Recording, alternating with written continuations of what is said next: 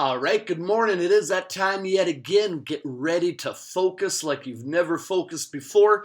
Giving you the keys to the kingdom and get ready for the Test 16 review.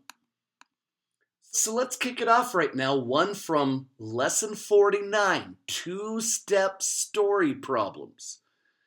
Jack bought 3 hamburgers for $1.49 each and a small order of fries for 69 cents. What was the total cost of these items? So people might focus on the word total cost and think, oh yeah, it's going to be an adding problem, but you're missing the first step. You're not going to just go and add $1.49 and 69 cents because he bought 3 hamburgers at $1.49 each. So your first step is to find out what the price of the 3 hamburgers are. Now I could go ahead and add $1.49 plus $1.49 plus $1.49. I could go ahead and do that 3 times, or I could just go ahead and multiply it out. $1.49 times 3. So 3 hamburgers at $1.49 each is going to give $4.47 for the total. Now I can think about adding in the one small order of fries for 69 more cents, right? So I take my $4.47 and now I have to go and add on 69 more cents, right? So $4.47 plus 69 more cents. 7 plus 9 is 16. Write down my 6. I'm going to carry my 1. 1 plus 4 plus 6 more. That's sounding like 11. I write down my 1. I carry 1 more. 1 plus 4 is 5. So the price of 3 hamburgers plus 1 order of fries is $5.16. One coming at us from lesson 78. Write 2 to the 4th power as a whole number. And remember, the base is the number you are multiplying. The exponent is how many times you are multiplying it. This does not mean 2 times 4. This means 2 times 2 times 2 times 2 because 2 is our base and we have to multiply that 2 4 times. We are not multiplying 2 times 4. So once we have it set up correctly, multiplying 2 4 times, well, 2 times 2, hey, that's going to give us 4, right? And then I'm going to go 4 times 2. That's going to give us 8. And lastly, I'm going to go 8 times 2. That's 16. 2 to the 4th power equals 16. Check out this one. We got to write 79 hundredths as a decimal number. Over on lesson 67, there is a place value chart with decimals. I got to get 79 so it ends up in the hundredth spot. So that's 7 tenths or 7 dimes. 9 ends up in the hundred spot, and there is 0 ones.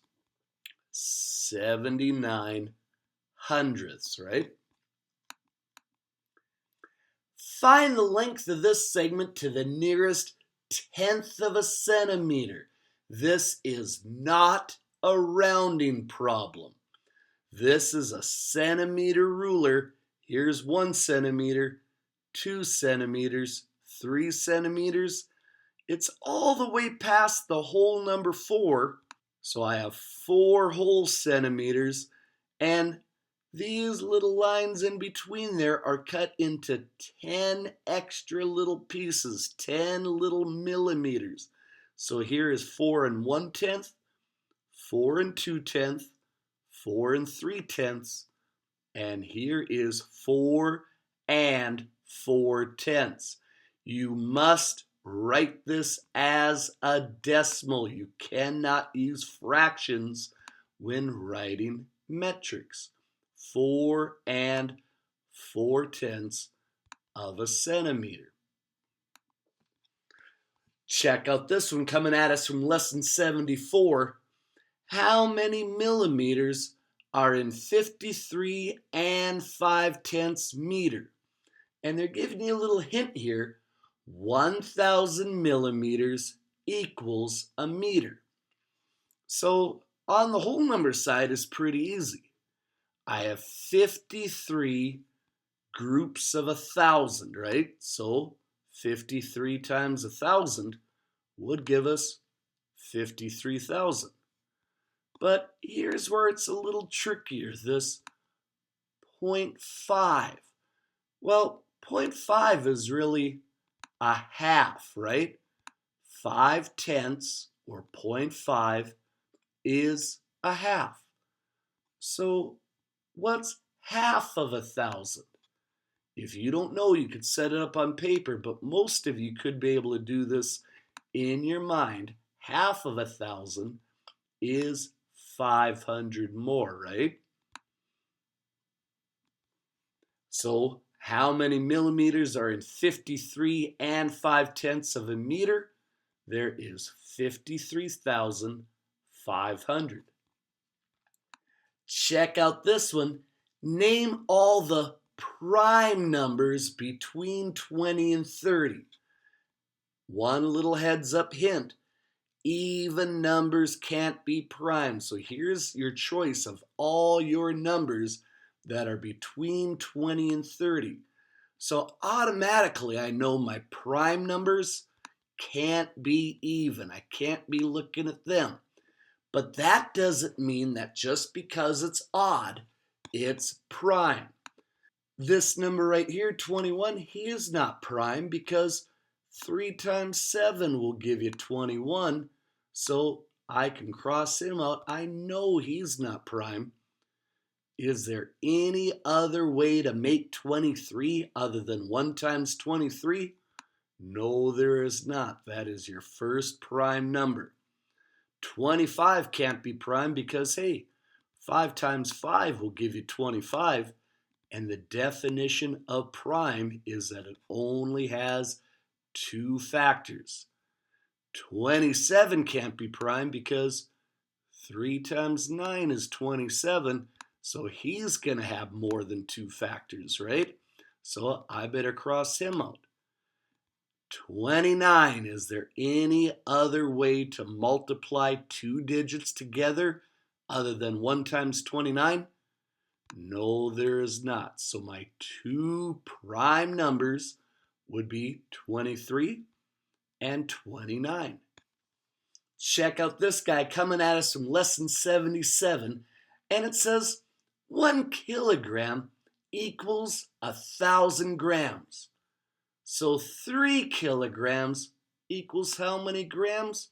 Well, if we got done saying that 1 kilogram is 1,000, I'm going to have 3 groups of 1,000, right? 3 times 1,000. Once you set it up that way, it's not looking too tough. That's going to go ahead and give you 3,000 grams, equaling 1 kilogram. One coming at us from lesson 79 where it says, write a fraction equal to an eighth that has a denominator of 24. And the hint I wrote down here is multiply by a fraction equal to 1. Same numerator and denominator to make equivalent fractions. Whatever I write up here has to be the same for the numerator as it is the denominator, correct? Well, I can't look at the numerator side and go 1 times what equals what. But I can look down at the denominator side. 8 times what is 24? And that answer is 3. And if I know this has to be a fraction equal to 1, if I'm multiplying the denominator by 3, I also have to multiply the numerator by 3. So 1 times 3, hey, that's 3. Check out this one.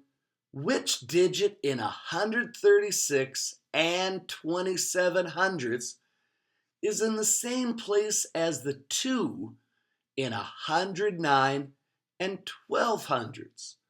So that 2 right there is 2 places to the right of the decimal point, right? So which digit is 2 places to the right of the decimal point here? That would be this 7. 7 is in the same place as the 2. Check out this one. Segment AB is 41 millimeters. From A to B is 41 millimeters. And they're also telling us that the whole segment AC is going to be 100 millimeters, right? And so they want us to find out what segment BC is going to equal. So 41 plus what is equal to 100? Well, what am I going to do with these two numbers then? Sounds like it's going to be a subtraction problem, right? So I'll start off with 100. I can go and subtract 41 more from it. 100 minus 41 is going to give you 59 millimeters, because 41 plus 59 gives you the whole 100, right? Check out this one. Go ahead and compare. A couple ways of doing this. If you don't quite understand what's going on, I highly recommend, well, let's work out the right-hand side. 2 times 5 is 10. 3 times 5 is 15. And you're probably looking at go, well, Mr. Hines, this doesn't help me any more than it already did. Then go and use cross multiplying, right? Multiply the denominator of one compared to the numerator of the other, compared to the numerator of the other. So I'm going to go 3 times 10, right? 3 times 10 is 30. Go and do the cross multiplying in the other side. I have 15 times 2. Hey, that's 30 as well. So they are equal.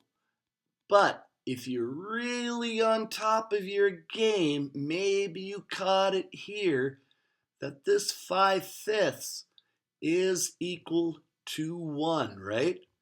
And we should know the identity property of multiplication that says any number times 1 is always going to be that number, right?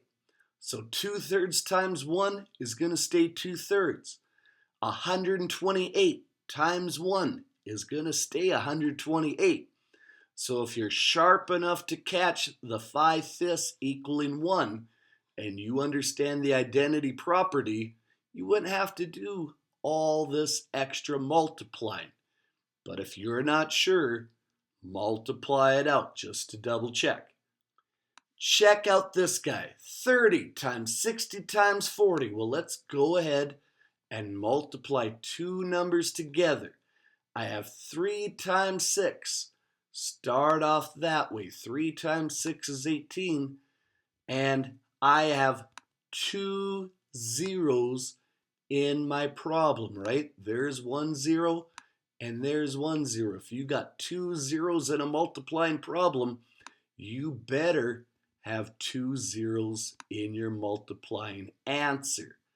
Once you have that answer, go and multiply by the last digit. 1800 times 40. Now I'm going to set this up a little bit strangely here.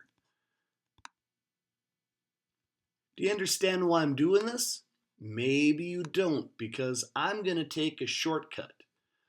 All I'm going to worry about is multiplying 18 times 4.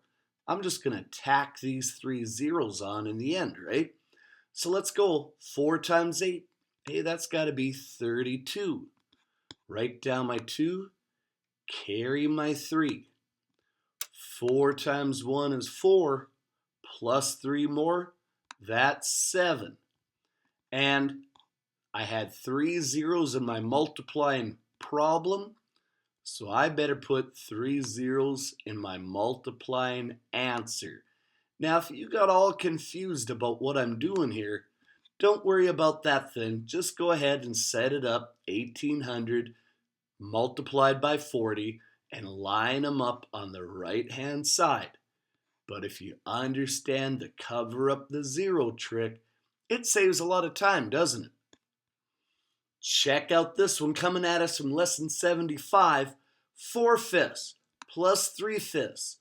We are at that part of our year now where kids sometimes, since we started learning how to multiply fractions, they now want to start adding denominators. No, if you are adding or subtracting like denominators, the denominator just stays the same, right? 7/5. But the tricky part is don't leave an answer as an improper fraction. So we've been working on this in our mental math quizzes. 5 divides into 7 one whole time, multiplies back with 2 left over, and the denominator stays the same. 7/5 really is 1 2/5, right? Check out this guy. 3,360 divided by 30. And remember, you're dividing by 30, not 3. So where am I going to start dividing into? Right here into 33. 30 times what gets me close to 33? That would be 1 time, right? Multiplies back for 30, not 3. 33 minus 30, that gives me 3. Bring down my next number, and I'm ready to start dividing all over again. 30 times what gets me close to 36? That looks like another one. Multiplies back for 30, and it's going to go ahead and subtract again for 6. Bring down my last digit. Make sure I have a quotient number on top of each one. 60 divided by 30. 30 times what gives me 60? That answer is 2.